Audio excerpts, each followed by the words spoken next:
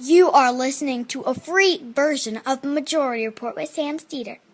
To support this show and get another 15 minutes of daily program, go to majority.fm, please. The Majority Report with Sam Seder.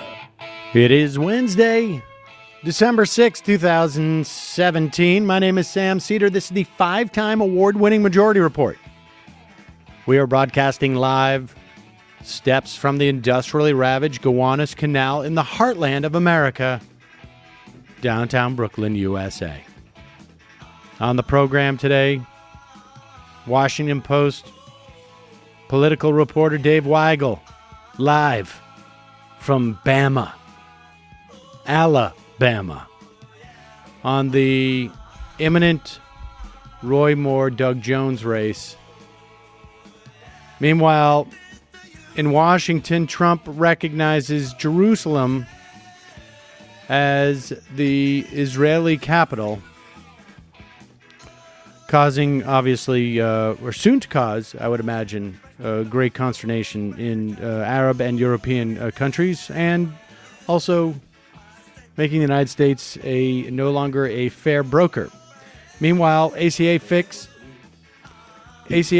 and chip renewal may be falling apart. Trump administration set to restrict food stamps.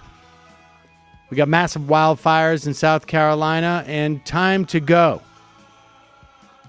Up to 4 senators now call for Al Franken's resignation in the wake of more sexual harassment accusations. FEMA workers may have to pay to work. Mick Mulvaney is already dismantling the Consumer Financial Protection Bureau. China is beating us. They're laughing at us. And lastly, Congress set to pass concealed carry. Just, what are we, weeks from the largest mass shooting incident in this country? We're weeks from the largest and weeks from what, the second largest? Yeah. All that and more on today's program. Ladies and gentlemen, welcome. It is, as you know, it is Wednesday, December 6th. I'm a little bit under the weather, so please forgive me. It's been a little bit exhausting the past couple of days. Not going to talk too much about it today. You need some supplements. Yeah, I need some supplements. But we will do a greater accounting later in the week of just what's going on. But I want to say, I want to say thank you.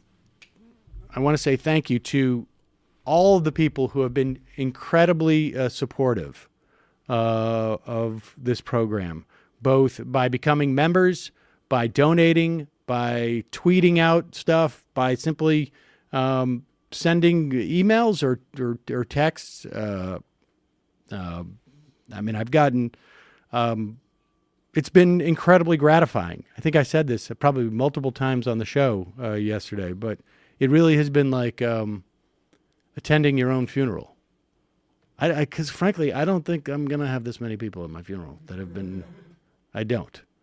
So this is it. My funeral is going to be a bit of a letdown. And that's a little bit sad. I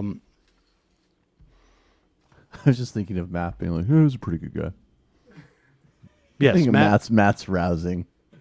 I feel like Matt... Decent enough boss, made the occasional good point. Thanks. Let's hear first from Mike Huckabee, who was brought on to Fox and Friends this week. It's weird times, ladies and gentlemen. He's on Fox and Friends. Apparently, he's being shot from his house in wherever he lives, but he's got a weird section of his house with strange portraits. Well, not strange, but family portraits. But it also seems like they've created some type of dungeon. I mean, that is a made-up set. There is no part of his house that looks like that. This is the same TV corner he's used for years. Oh, is that right? So I think he just has a permanent remote window. Come Greatness let us unseen. reason together. He's got a little plaque, I guess, presumably to remind him, but of course he's looking away from it at all times. So, but here he is, ostensibly brought on to comment on declaring Jerusalem as an Israeli capital because of Huckabee's large experience in foreign policy. The Pope is actually weighing in on this, and he's saying it is about peace or a lack of peace. He said this is not going to help the peace process. I was shocked by that because I thought the Pope, of all people, would support Israel. What were your thoughts? I was a little surprised, but this Pope has taken some very interesting positions on a lot of things. I'm not Catholic, so I guess it's not fair for me to try to judge what the Pope said. But the Pope, this is a bold statement, Pope is wrong about this. Just pure and simple. The Pope is wrong because he cannot point to the fact that this city, Jerusalem, has ever been the capital or the home base for any people other than the Jewish state. It just hasn't. It's been their capital singularly in 4,000 years of the time that this city has existed since King David. It's just that simple. If anything, it's only been occupied by others at different periods of time. That's right. It's been occupied, but it's been the That's capital right. for the Jewish That's right. state. Yeah, and by the way, the Pope doesn't seem to like America very much. It certainly doesn't seem to like President Trump very much, in my estimation. Wow. All right. I mean, we know that, I don't know. There's been a Jewish state since 1948. And there are, I guess his argument is since the introduction of nation states that this has been a capital or that they didn't use the term capital. He said something about 4,000 years, so I don't know. Nation states have only been around, what? Not 4,000 years. 300? I mean, yes, there were Jews in Jerusalem, certainly. I don't know exactly 4,000 years ago, but over the years. But there also have been non-Jews who have been living in Jerusalem for at least 4,000 years. And we talked to a documentary filmmaker some time ago, Benny Bruner, on this program about the culture, Palestinian culture, libraries, institutions, that existed in Jerusalem prior to 1948. So that is just simply a fabrication, but it is wholly irrelevant, too, to this question as to whether or not it's going to create more problems in that region than it will solve. I mean, I think that is, time will tell, but there's no argument that is even being offered by those who support Jerusalem as the capital that this is going to help the situation, right? It is always some type of moral righteousness that they make up or some notion of, well, 4,000 years ago, Jews happened to write about being in Jerusalem, so that's how, of course, you determine whether or not the United States should recognize Jerusalem as a capital. But that's the kind of analysis you get when you go to Huck. What was the name of the show? Was it Huck? Might have. Huckster? The Huckster Zone. The Huckster It's Zone. nice to have a pope that hates America, though. Yes. I hate America very much. Where is Bin Laden when you need him? Rest in peace. Folks, there was an attempt to scare off advertisers from this program, as you know, over the past week with, and I won't go into all the details, but so I particularly appreciate our advertisers, particularly at this time. But also, I got to say, I've tried this out. I haven't, of course, been on a vacation in quite some time. And usually it's either to Worcester or Michigan. So I don't necessarily need tripping. But I checked out the website, and it's super easy to use. Apparently, the average family visits 5 websites before booking a vacation rental. I'm not surprised by that. You can spend less time planning your next trip and more time relaxing with Tripping.com, the world's #1 site for vacation rentals. Whether you're looking for a cabin to get away for New Year's Eve, planning your next beach vacation in Hawaii, or that vacation in Europe where you'd like to live like a local, Tripping.com can help you find the perfect place to stay. Vacation rentals offer flexibility, perks, amenities that hotels don't, like multiple bedrooms, backyards, hot tubs. Michael?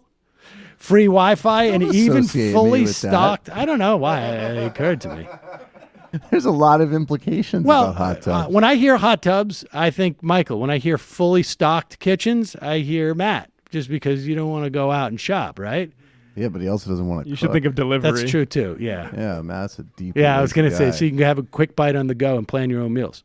With Tripping.com, one search lets you filter, compare, and sort over 10 million available properties on trusted sites like VRBO, TripAdvisor, Booking.com, and more. Don't worry if you don't have to wonder if you're getting the best deal, because you're going to save an average of 18% per night by booking your vacation with Tripping.com. So don't forget, if you want to save time and money while booking the perfect vacation rental for your next trip, head to Tripping.com/majority.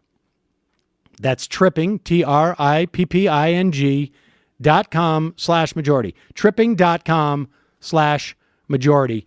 And I'm going to use it, no doubt. I'm really excited. If I ever get a chance to go on a vacation that doesn't involve like visiting my parents or my in-laws. Well, I do, and maybe it's time we actually don't stay. Those opportunities for myself frequently, so I will keep you posted on my testing of the products. I'm looking forward to that. Meanwhile, you know my favorite toothbrush. I was so when I saw because it's hard to see who's not booking the ads because you just don't know. But when I saw Quip here, I was super psyched because Quip, as you know, I have recently, probably in the past 2 or 3 years, become a little bit obsessive about dental hygiene. And Quip is the perfect gift because A, they're going to use it every day that you give it to them. B, you don't have to go to a store and get it. Ships directly to your door or theirs. And C, it's $25. So it's not, you can be on the top end of the Secret Santa thing. It's a great gift. With Quip, you don't have to worry about getting new brush heads or toothpaste. They're delivered right to your door on schedule, so you replace your brush on time, and you have better oral hygiene at an affordable price with the sleekest design you've ever seen for an electric toothbrush. You can put this in your little dog kit and take it on the road, and it's basically the size of a regular toothbrush. That's what I love about it, because the key, and I say this every time, when you brush your teeth, you got to do it all the time. You got to do it properly. The Quip toothpaste tastes fresh. It strengthens teeth. It gives your mouth the perfect minty clean feeling. And I've said, look, that's what a toothpaste is for. The whole myth that it actually cleans, no. It is to basically just make your mouth feel good. It's the toothbrush. Quip's subscription model is a thoughtful, inexpensive solution for people who want to make it easy to keep up with the simple habits that will improve their oral health. Let Quip do the thinking for you when it comes to your teeth. It will be love at first brush. Man, that's another one I got to get on. No charger. Got to get a Quip. No charger. Dude, that's no such wires. A no-brainer. I'm on this one. $25 right now when you go to getquip.com/majority. Getquip.com/majority. You get your first refill pack free with a Quip electric toothbrush. Your first refill pack free at getquip.com/majority. GETQUIP.com/majority. Check it out, folks. Lastly, today is going to be the first day that young Brenden gets to try Sherry's berries. It came in, I told him no chocolate-covered strawberries until after you've eaten a good lunch. This is actually exciting. And I'm generally, like when we get the Sherry's berries in the office, I freak out because I'm going to eat all of them. I don't care now. I'm so exhausted. This has been a tough week. I deserve it. I'm taking half the box. Sorry. I brought these home. My whole family devoured them in about 30 seconds. They're delicious. So you got to get gifts. Hanukkah's a week away. Christmas, Kwanzaa. You don't want to go out and shop. Man, you mix these two things, right? The Sherry's Berries, and then you brush your teeth. Bing. No matter who you're shopping for this holiday season, Sherry's Berries give you the perfect gift for everyone on your list. This holiday, my listeners can get fresh and delicious Sherry Berries dipped in white milk and dark chocolatey goodness. Oh, my God. Starting at $19.99 plus shipping and handling. Or check this out. When you double the berries for just $10 more, your gift will include a free keepsake dessert platter. That's 2 gifts in one. Sherry's Berries has more than just berries. They've added amazing new holiday treats like snowman brownie pops, cheesecake Christmas trees, and artisanal chocolate truffles. Huge, fresh. I can't even.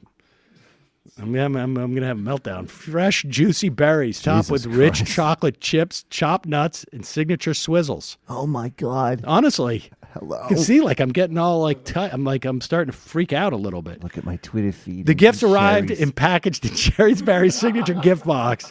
No wrapping required. An incredible, unique gift, perfect for sharing. There's only one way to get this amazing $19.99 deal. This holiday, visit berries.com. Click on the microphone in the upper right-hand corner. Enter my code SEDER, SEDER, at checkout. Remember, when you double the berries for just $10 more, your gift will include a free keepsake dessert platter. That's berries, BERRIES.com, code SEDER. All right, we're going to take a quick break, and when we come back, we're going to be talking to, oh my God, Dave Weigel from the Heart of Dixie. Is it the Heart of Dixie, Alabama? Heart of Langley. Maybe it's like maybe he's the a CIA operative. It's no The Weigel. underbelly of Dixie. Okay, Deep state. Left ventricle. the left ventricle of Dixie. We'll be right back after this.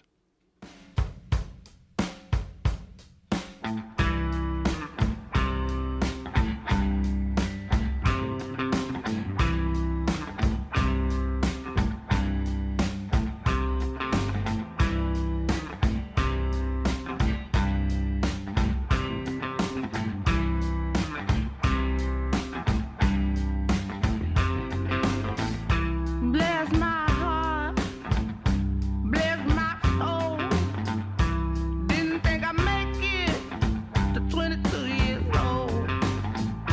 There must be someone up above. Say, come on, Brittany, you got to come on now. You got to hold on.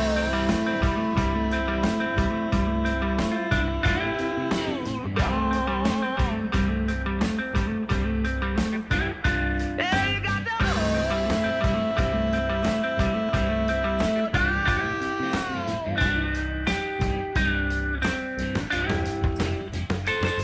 So bless my heart and bless yours too. I don't know where I'm gonna go, don't know what I'm gonna do, but must be somebody up above. Say, come on, Brittany, you got to come on up. You got to hold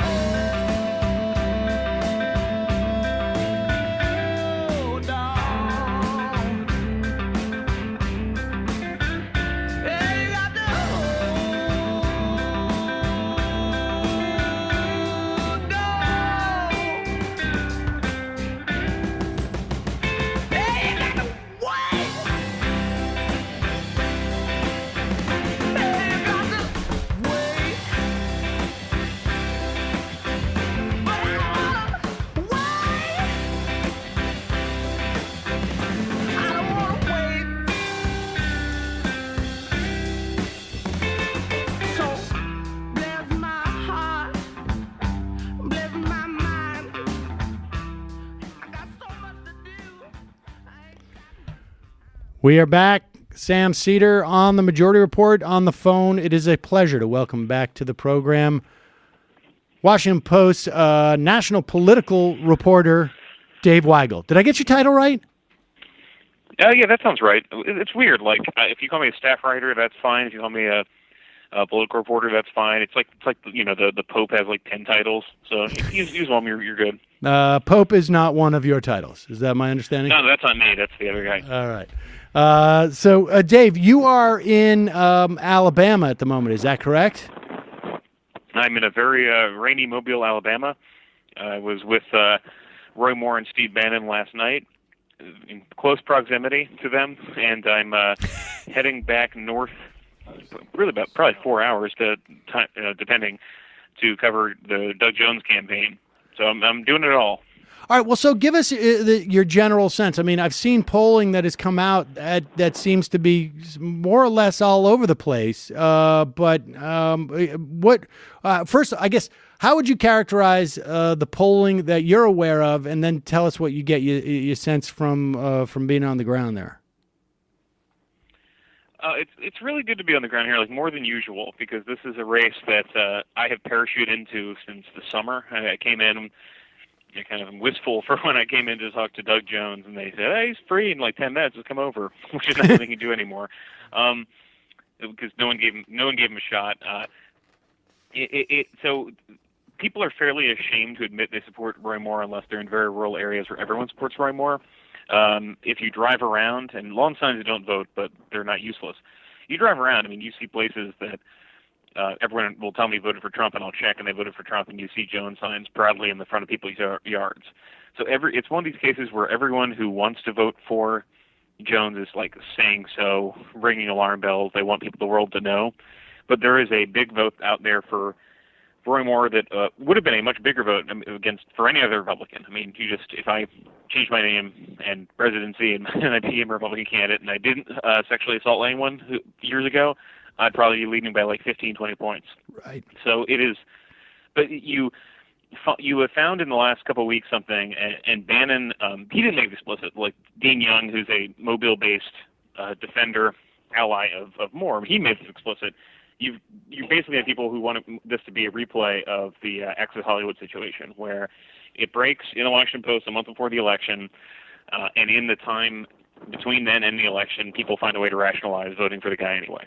I mean, that seems to be what happened in terms of Mitch McConnell. It seems what's happened with the RNC, right? Because McConnell has sort of backed off his threat that they would kick him out of the Senate if he got, or they wouldn't seat him. And the RNC is now kicked money back in after saying that they were pulling out. Yeah, and people, again, it's fun being here because Alabamians are very polite, at least to a reporter from the Washington Post who didn't expect a lot of politeness.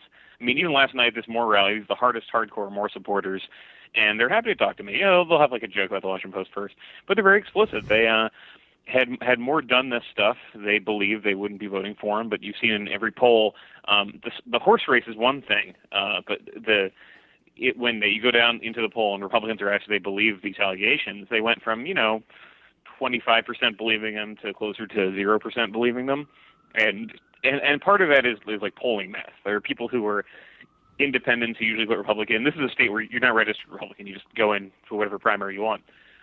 People who are independents, they voted for Romney. They're not calling themselves Republican voters right now because they're a little bit ashamed. I mean, you're seeing that in a lot of places. And so the other thing I'd add is Moore was on track to win before this happened, but Moore has also been an embarrassing figure for like a suburbanite, college-educated Alabama conservative for a very long time. And those people were on the other side. So they're looking for a reason to bail on him, and they've had it, and they just want this thing to be over. Interesting. And so I mean, is your sense that Jones may be doing better than we get a notion of from polls, or not as well? I mean, it seems like there's those folks who are embarrassed to say that they're voting for Moore, but there's others who might not be identifying as Republicans, so you can't get a full notion of just how sort of sincere the support is.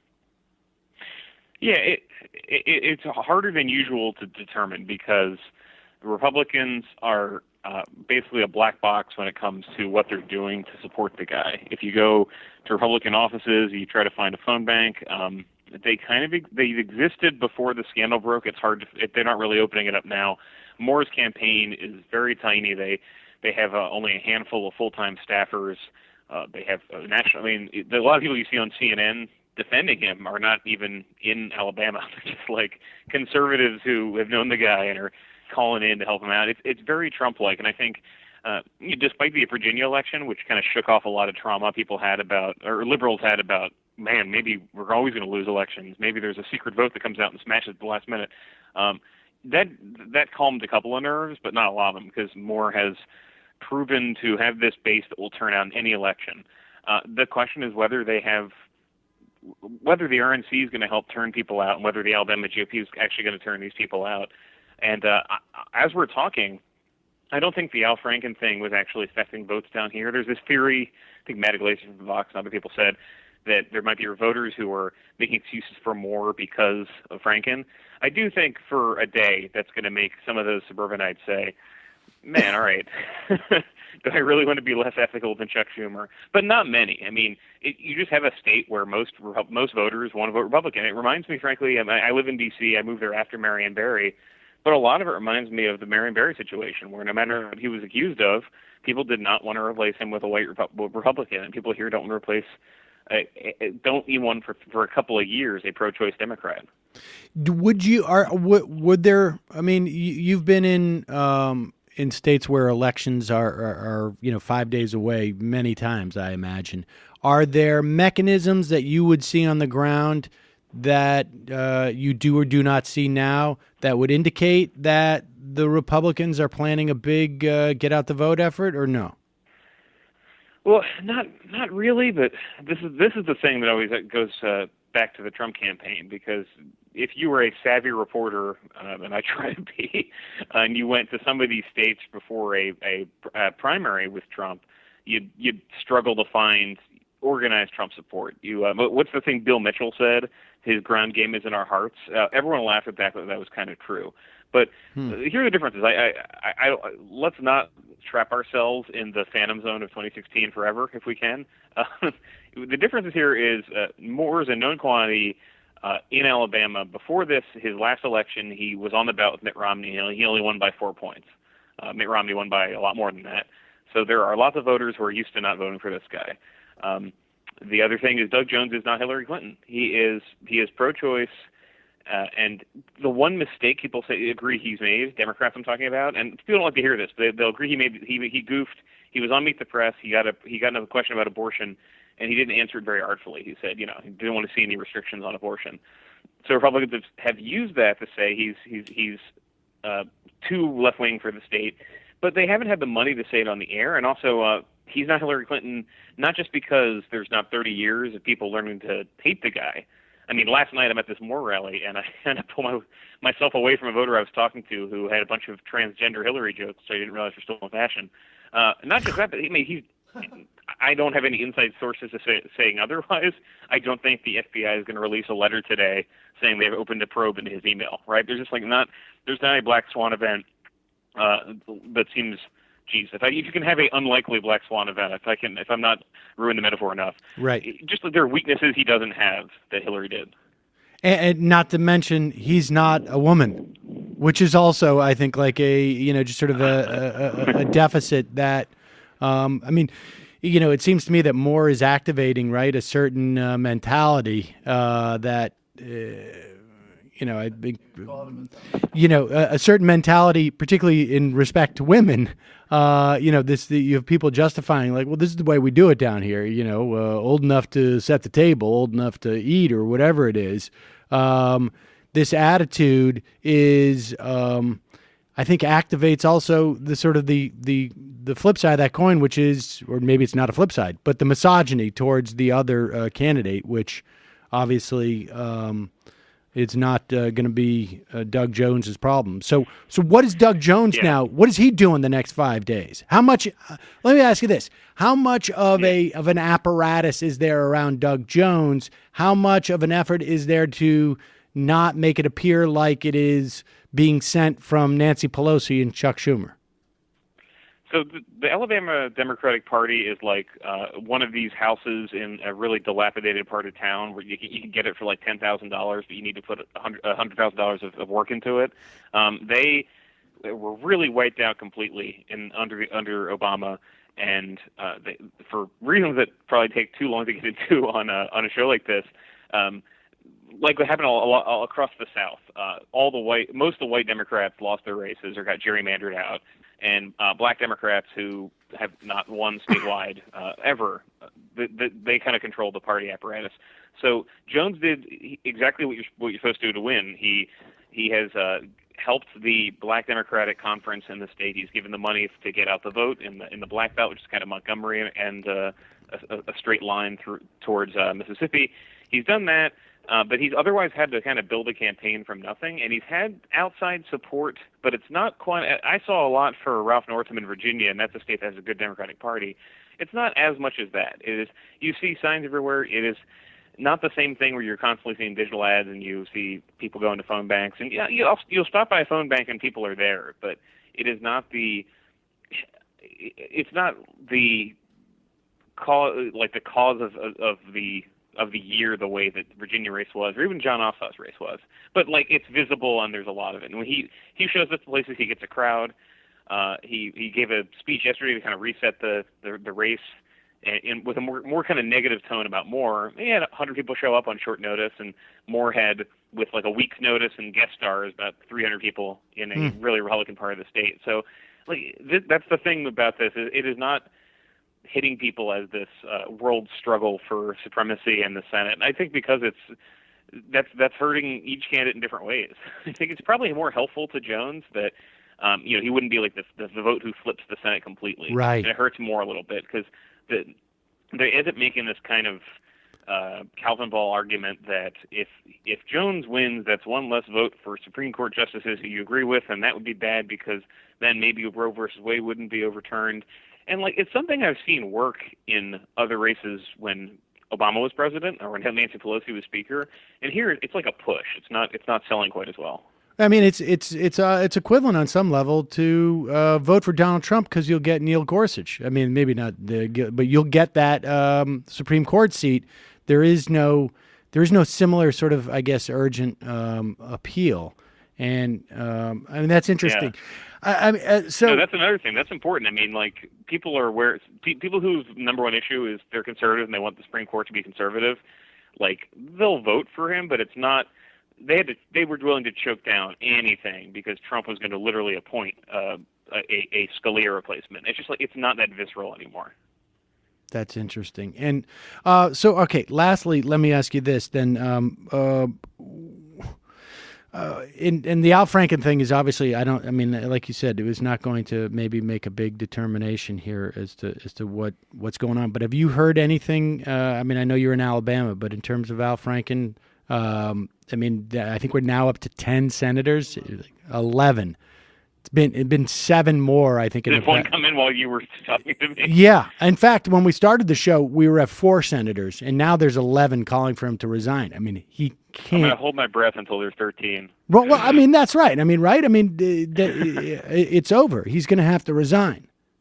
Yeah, I mean, I've already seen like the smarter Republican spin artists say, well, this is my impression of them. Well, the fact that they're all coordinating their responses proves that the fix was in and this wasn't really sincere. It's like, nah, if he's gone, he's gone. He's gone. Right. Come Thursday, and actually, I'm kind of waiting. I'm unfortunately 5 hours away from where Jones is right now, but he's going to be doing avails today. He'll probably be asked, and he'll probably make a distinction like what he thinks Franken should do, and unless he is surprised at all of us saying he should stick around, he's probably going to say he should resign. Right. So what I found in Alabama, and I was in Ohio before that, and I've been traveling a lot last 2 weeks. People are not necessarily aware of the political sexual harassment as the story. They're very aware of like Matt Lauer. They're aware of Harvey Weinstein. They're aware of Kevin Spacey. And then they're also aware that politicians who they didn't like anyway seem to be wrapped up in all this. But Alabama is different because I didn't see a lot of voters, and I'd ask, and it's maybe down the list, even. Nope, you there? Like replacement level. Are you still hearing me? Yeah. Sorry. Oh, I thought you said it there. The Gina Lown is like a replacement level Tea Party pundit who still gets shows. She was referring to the Democrats as the party of Conyers and Wiener and Franken. And she mentioned Frank. It struck me that she mentioned Franken third. It still was not the like if you're in a studio in D.C. or New York, you're making this comparison that Franken exists and also Roy Moore, and it's not quite selling here as much. But it would if famous comedian and then Senator Al Franken resigns in disgrace and Roy Moore's still running. I think most people who are going to vote for Moore, and by most I mean like 95%, will say, proves it. He did it, and Roy didn't. So Roy's a good man. I can still vote for him. But on the margins, I think that's going to help the Democrats. Interesting. All right, and so let me ask you this. And I know you're obviously, I don't know how much reporting you've done on this, but in the event that you have, there's going to be a bit of a fight here, isn't there, right? Because we're going to have one set of people who are going to want Keith Ellison to be appointed to that position by a Democratic governor in Minnesota. On the other hand, there's like 3 or 4 women who, and I can't remember the positions they hold in state government, but who are in the pipeline on the state government side, who are considered to be very talented politicians. And there's a very good argument that we need more women in the Senate. And this is setting the sort of the grounds for another sort of fight. I imagine there are members of the DNC who are thinking maybe we should have voted for Keith Ellison for that position. There might be. So I'm not in Minnesota right now. Right. I'm going to stick here for a while. There's good reporting in Minnesota about like who has the inside track on this, and I just have heard several different names. All of them, the thing they have in common is like people who the governor would appoint ahead of a 2018 election, assuming someone else runs. So Mark Dayton, the governor, was a senator for one term. He was notoriously not very good at being a senator, but he's been a good governor, and people don't know which side the coin's going to go on. But everyone has an opinion. It would look good for him to appoint for one of these 3 women who are running for governor right now, or the attorney general. It would be a little bit complicated. Rebecca Otto, who's the state auditor general who's running for governor, was one of very few people to call on Franklin to resign, like after the first story, and that might give her an inside track, or it might backfire a little bit with people who were sad about this. The issue that is thorny, and why I'm deferring to like Minnesota reporters, is not all these people are as liberal as Franken, and I think there would. Faded again. You there? Going to be unseat Amy Klobuchar. So there might be a primary if this is a candidate. If somebody replaces Franken, and let's say that somebody is a little more conservative and they vote with Mark Warner on this Dodd-Frank reform, right. I think you're going to piss people off because right. Franken was a rare, safe swing state progressive, among other things. I mean, this is like a kind of a massacre this week for iconic progressives, both between Franken and Conyers. And I don't know if Dayton has that in mind, or if Dayton's had 2 weeks to think about this. Right. There's a home run appointment. I mean, I remember David Patterson, who people did not think was a genius governor of New York, did probably like the smartest appointment he could with Kirsten Gillibrand in 2009. There's a way to do that in Minnesota. I'm not sure if Dayton will. Interesting. All right. Well, I appreciate it, Dave. All right. One final question. You said you were in close proximity to Bannon. Does he smell? Do you want to not answer that question? His phone very cleverly cut out at that point. It's the deep state. We're getting some weird feedback. Seriously, Dave, look, does I'm Bannon... like a suitcase for 2 weeks. I'm not going to cast aspersions on people. All right, fair He enough. was wearing several layers and a coat in a barn that was probably 70 degrees. So has anybody figured out what that's was wide about? Enough to not notice. Does he smell like he looks? Wait. Has anybody sorry. figured that out yet, though? Why does he do that? Why is he wearing 4 layers in a 75-degree No barn? one has. I mean, Olivia Nuzzi in New York actually investigated this, and you need to kind of get him in front of a camera, locked in a room, and just ask question after question to figure out why he does this. And the banal answer seems to be that he thinks it's his thing. He picked it up when he was in military school and thinks it looks cool. not his most controversial belief. So I'll let him have Right. it. Wrong. Fair enough. All right, Dave Weigel, thanks so much for your time. I really appreciate it. All right. Thanks, Thank you. man. Bye. Yeah, that's definitely a wrong. Franken to make an announcement tomorrow. Is that right? Brooks to continue to restrain himself from this Franken impression he badly wants to do. What, you want to do a Franken impression? I do. But maybe I'll hold off on it. All right. Maybe not the voice, but some of the details that I've been cooking up Okay. are pretty funny, but they might hit people the Well, wrong why way don't right we? now. Oh, okay. Trying to be sensitive to the audience. All right. Fair enough. That's very sensitive of you. I think we all need to be more sensitive to Let's each just other. do a clip of Doug Jones, who is Dave Weigel just told us that on the campaign trail he's begun to get a little bit more pointed in some of his rhetoric about Roy Moore. Here is some of that rhetoric. For equal work, and I damn sure believe that I have done my part to ensure that men who hurt little girls should go to jail and not the United States Senate. That's he's obviously referencing his time as a district attorney. Well, I think he's also specifically referencing, and this is for mobilizing the African American vote, prosecuting those KKK terrorists who killed those little girls in a bombing. I mean, I know that. This guy in the Senate is not going to be like a thrilling senator for the left, but I mean, just the basic moral contrast here could not get higher in terms of these two candidates. It's huge, and obviously, look. He is not the deciding vote, but 49 to 51 is a very different situation. And he's not voting. I doubt he's voting for this tax package. I mean, look, Joe Manchin isn't voting for it. And this guy will be better than Joe Manchin. I will feel comfortable making that prediction. I think that's true. I mean, Joe Manchin has been disciplined, I think, by the fact that Donald Trump is a raging cesspool of toxicity. You know, Jenks, in between, Donald Trump being a raging cesspool of toxicity and Chuck Schumer's Jew guilt, I'm really voting a lot more Democrats, Jenks. I'm really doing it. I'm in a rock and a Jew place. Yeah, I'm in between a narcissism swamp and a Jew guilt trip, man. It's very intense for a West Virginia boy, Jenks. We're going to take a break ahead into the fun half in just a second, but before we do, let's just. By the way, sarcasm and satire, just to be clear. Oh, is that what that was? Yes. Let me just say this, and this is sort of enough off point because I don't want to belabor this whole Cernovich thing. And like I say, on Friday, I'm going to take tomorrow off, and Michael will be here. Friday, we'll do a little bit more of a recap of this week, and hopefully then put it to bed.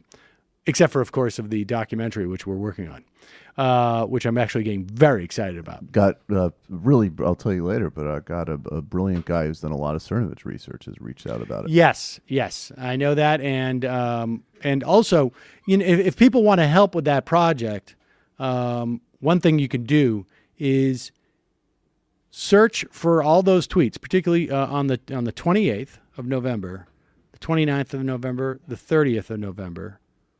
I guess the 1st of December, take screenshots of all the tweets that reference this from Cernovich's perspective.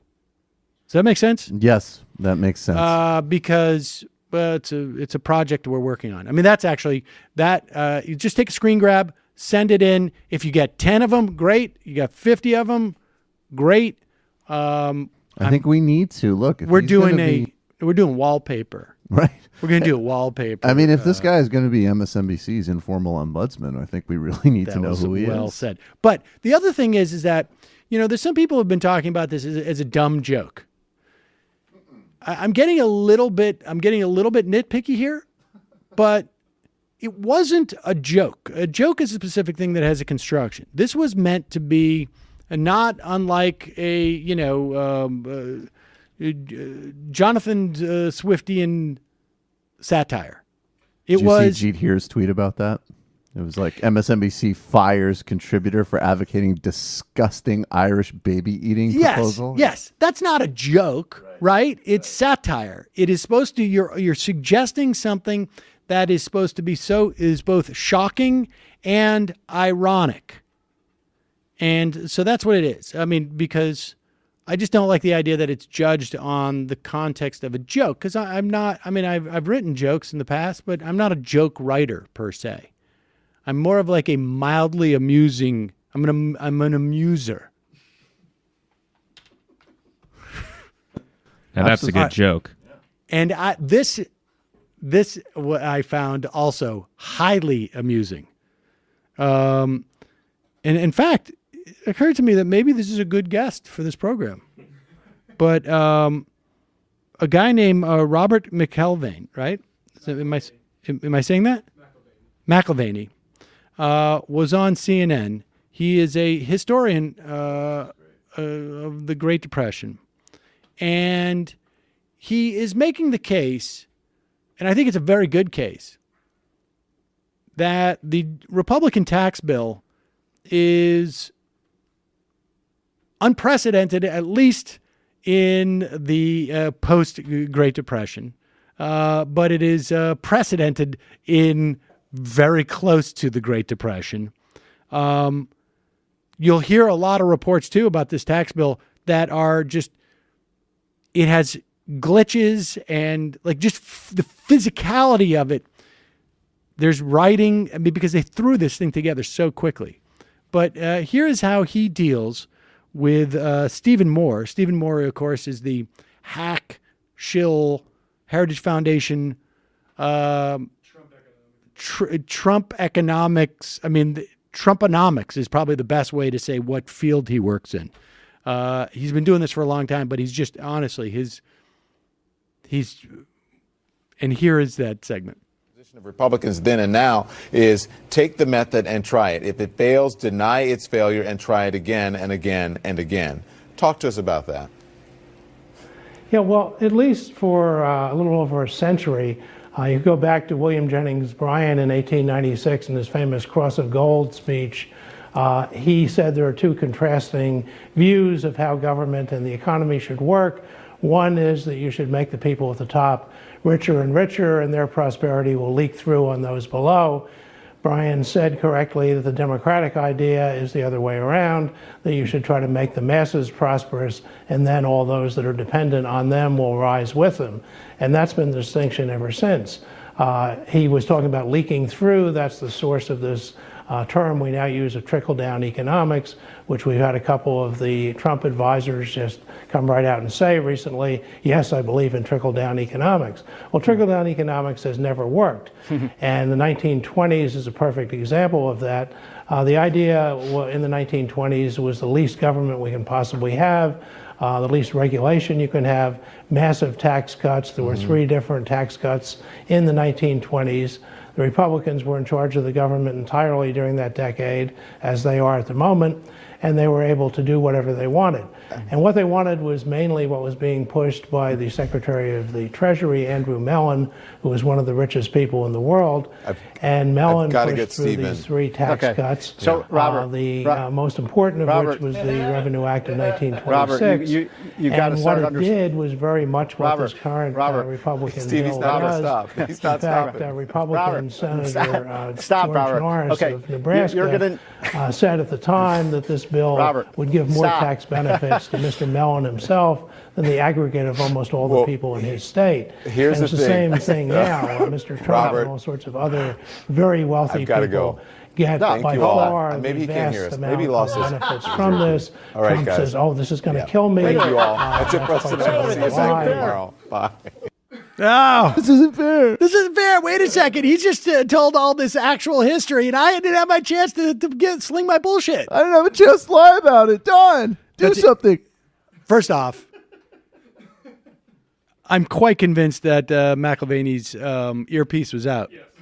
But if it wasn't, he's brilliant. He's a brilliant genius. Total genius. I want to give him the credit of saying that it was not out, because that is the best cable news hit I've ever seen in my life. It's not the easiest thing to do, to sort of just continue to talk while they're still talking. And he But the bottom line, but it's like Steve Moore was an idiot kid in his office, being like, "I write a libertarian explanation of the Depression." He's just like, "Okay, young man, here's how it happened." Right, blah, exactly. Blah blah and blah blah blah. Yeah. And blah, Bring out blah, your blah, blah. notepad. Yeah. And but the idea that they have been hawking this trickle-down economics, and we've just seen it in Kansas. We had a 4-year experiment. The perfect opportunity to try this out. They cut all the taxes in 2012 under Sam Brownback. They brought in Arthur Laffer. Obviously not the creator of trickle-down economics, but the man who brought us the Laffer curve, which is sort of the theoretical support for the concept of trickle-down. They brought him in to work out what the tax plan should be. They passed it, they implemented it, and then a Republican legislature 5 years later was like, we need to reverse this because we've destroyed some of the best public infrastructure this state has. They destroyed their education system, their public university system. They had massive, massive deficits. And remember, a state is different than a country. It cannot print its own currency. They didn't expand their tax base like they thought. They did the same pass-through thing that the Republicans want to do on a national level. And all that happened is more people created more S-corps, more LLCs to avoid taxes. Their economy did not grow at a pace of all their neighbors. They significantly underperformed jobs increases relative to their neighbors in every single metric, in every both qualitative and quantitative metric in Kansas. Trickle-down economics failed.